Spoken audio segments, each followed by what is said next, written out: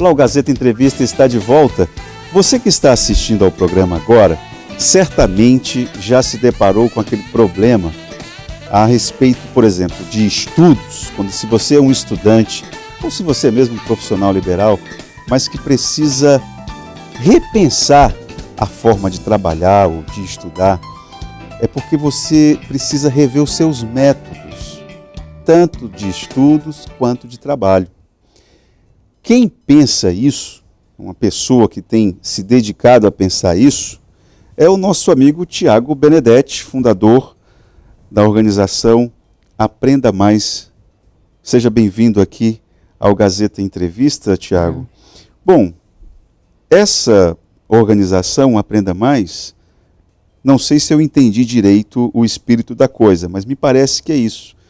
É você repensar a própria forma de fazer o que você faz, especificamente em relação ao estudo, por exemplo.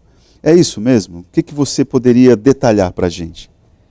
Então, o Aprenda Mais é um trabalho que eu já desenvolvo há 4 anos que visa empoderar o estudante com a habilidade de aprender de forma autônoma, né? A gente fala muito de autonomia em aprendizagem. E o Aprenda Mais ele não chega a ser um método, mas é mais um instrumento, uma ferramenta baseada em neurociência, né? Como eu sou biólogo, eu ensino neurociência e biologia cognitiva para que, em posse disso, um estudante saiba o que fazer para aprender de acordo com o cérebro, de acordo com o funcionamento cerebral. Mas quando você fala de forma autônoma, explica um pouco melhor para a gente o que é isso. O estudante não dependeria do professor e da escola? Ele seria, digamos que, para usar uma linguagem da biologia, autossuficiente?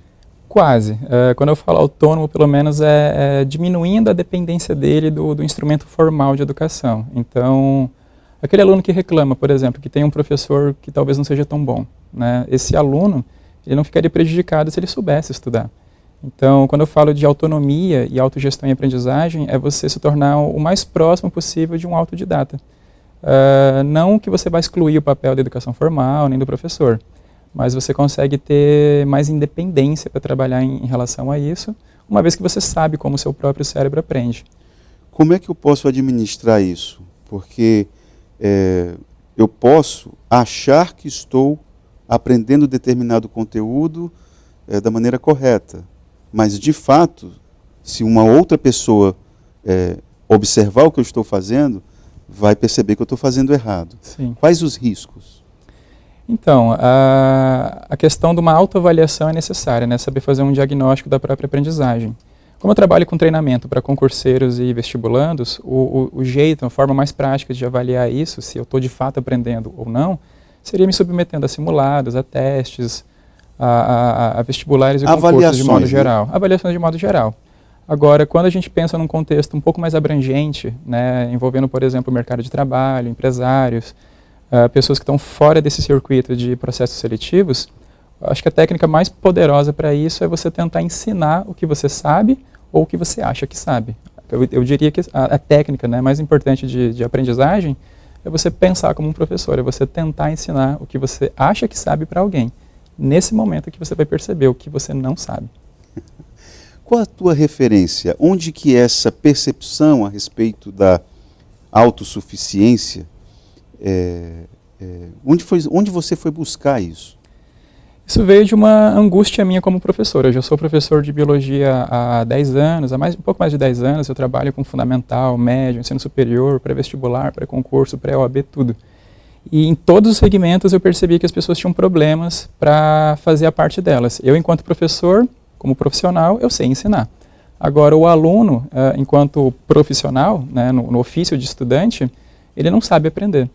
Então, quando eu comecei a reprovar muitos alunos, quando eu comecei a perceber o índice de reprovação aumentando cada vez mais, porque eu trabalhava com disciplinas pesadas no ensino superior, eu percebi que o problema podia não estar no meu método de ensino, mas talvez na forma de aprender do aluno. E aí, nessa lacuna, eu percebi que havia uma deficiência no sistema de educação, que te ensina biologia, ensina matemática, ensina português, mas não te ensina a estudar e aprender da forma correta. Então, existe uma ciência, o nome é horrível, chamada epistemologia. Sim. que é a ciência que estuda a própria ciência, digamos assim. Uhum. O espírito da coisa é esse, né? É um pouco isso. Paralelamente, eu até uso um autor bem conhecido nessa área, que é Humberto Maturana, como uma das minhas referências. E parte do meu trabalho de mestrado que eu faço nessa área de aprendizagem envolve epistemologia. Mas também tem todo o lado da biologia cognitiva, da neurociência e da psicologia do desenvolvimento. Então a gente usa autores clássicos como Jean Piaget, David Ausubel, né? E trabalha com essa mescla do que seria os conhecimentos clássicos, né, sobre aprendizagem, somado à neurociência, somado à epistemologia. Uma pessoa que esteja nos assistindo agora, você está sendo visto por vários estudantes, vários jovens, inclusive no interior do estado, como é que eles podem começar esse varadouro aí que você está sugerindo?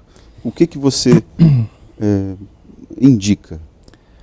Bom, eu trabalho com isso, eu me indicaria como um professor, eu tenho um curso online que trabalha justamente Qual o endereço para a pessoa ter acesso? É cursoaprendamais.com.br. Cursoaprendamais.com.br. Isso.